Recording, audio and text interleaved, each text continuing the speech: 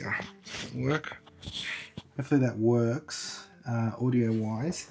But today I am just going to ramble because so often I try to edit these videos and I'm just like, I want to keep all of it in. So today we're going to talk a bit about street photography and my journey with street photography because I think it's interesting to talk about, at least from my perspective, because I like to go really in depth.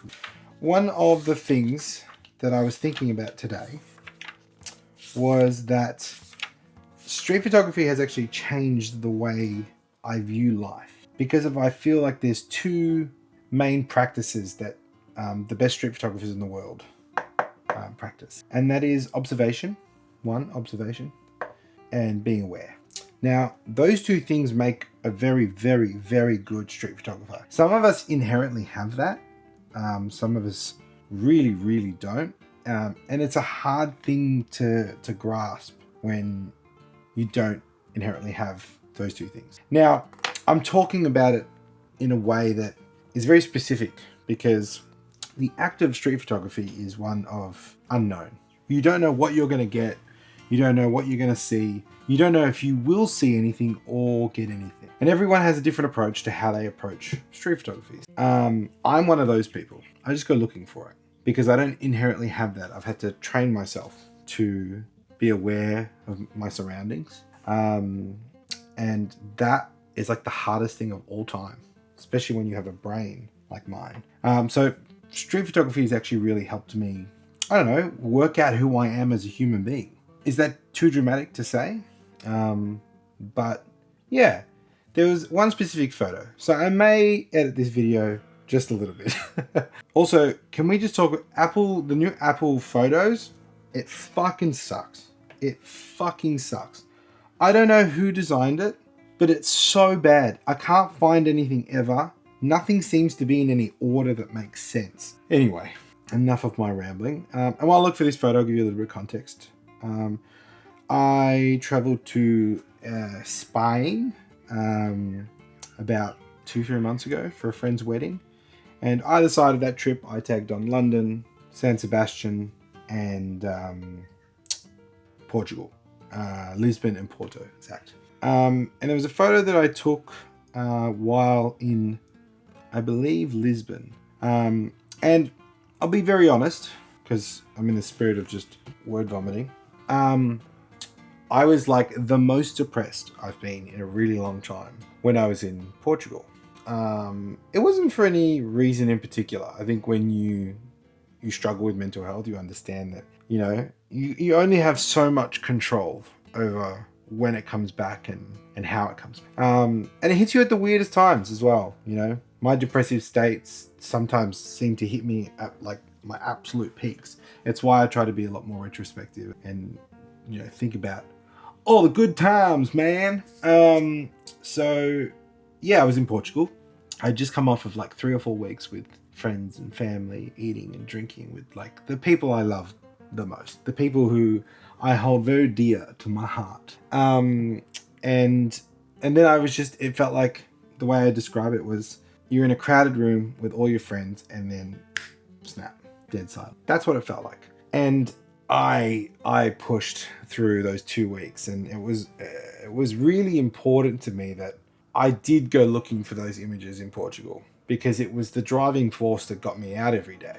The act of going to take a photo, the act of going out into the world with the sole goal to capture a moment, even just one, just one. If you get more than one, man, what a feeling that is. When you go out into the world as a street photographer and you try to capture life, you try to freeze a moment in time.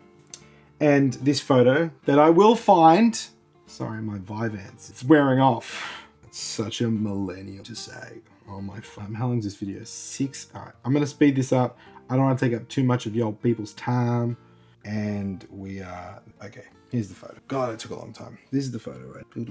It's, if I can describe the photo, it's like, I'm going to put it up on the screen as well. But I'm gonna hold this in front of me. I think it will be important too. This photo is the like antithesis of what you try to do as a street photographer. And I'm not trying to like blow smoke up my ass. I'm just saying that like all the things that I did lined up all the thoughts in my head, all the thoughts about the process in which street photography takes place in, everything lined up here. Everything for me was like, check, check, check, check. Okay, sick. That works. And that's the easiest way for me to describe this. Like, I love this photo. Like, I'm genuinely so proud of myself for getting this. But I was walking in the opposite direction, and she was kind of like on the corner of my eye. Like, I can remember taking this photo, and it was just this moment of like, I kind of noticed it in the moment. I like turned, I saw it, and I took it. And as I took the photo, I was like, okay. I was like, all right, Hayden, what you got it going on, you know? So I was proud of myself for this photo, because it was like, it's one of those things that's like, I didn't like, you know, as long as I've been doing this, like taking photos, you don't have those moments too often. You know, I think that I tried to be a little bit more proud of myself in those moments, not out of like cockiness, but out of like self-assurance, if that makes any sense. But yeah, I absolutely adore this photo, like so much. And sorry that it took this giant ramble, but I think the lessons that I take away from street photography and the lessons I take away from thinking about images and creativity in the way that I do is because ultimately it's like, it's life. That is what it is, you know? Our job is to freeze those moments, those tiny little moments, and then give them to the world, because it's not ours. You know, who is this woman? I don't know, but she showed the fuck up in that moment. Like, I mean, it's on the screen, but god damn, the blue, and then the way the light was hitting, mashallah. Oh, yeah. I would love to like hear photographers talk about their work. I feel like so often all the creative people that I talk to don't like I want them excited about their work, because I'm excited about mine. And you guys are bumming me out, man. You guys are bumming me out because I love all of your work. There's so many people whose work I absolutely adore. I'm going to link some of them in... fuck it, I'm just going to talk about them. There's one photographer, Parker Blaine, in Melbourne. And I don't know if he'll think this is weird, me talking about it this way, but no, I really appreciate his work. I'll try to put some of his work up on the screen as well. But Parker, you know, I think he's able to capture moments that I wouldn't necessarily be able to capture. I think that comes down to who we are as people and how we interact with our clients and how we interact with those spaces. But ultimately, everyone's going to have a different perspective, and that's a good thing. Doesn't matter if you try to follow a trend or you try to mimic a style. If you go in with the best of intentions, you will ultimately come through those images. And I think that's a really special thing. And that's something that it's the way I view Parker's work. It's the way I view another guy called Ben Blennerhassett. He's a cinematographer. Another incredible person who just, the work ethic is just absolutely insane. There's so many other people. The ramblings of a madman. But I hope someone could connect with this, you know? I feel like so often this is the kind of stuff that I watch on YouTube. So I'm just going to put this out. There's going to be nothing. Just sending it into the ether. And if you happen to find this video and you happen to connect with anything that I'm saying, or you think I'm a fucking crazy cocky bastard, tell me in the comments. Let's get into a fight, because I don't really care. I just wanted to speak my truth on the internet. Anyway, I'm done. Hopefully no one got anything out of this, Hayden. Don't be silly.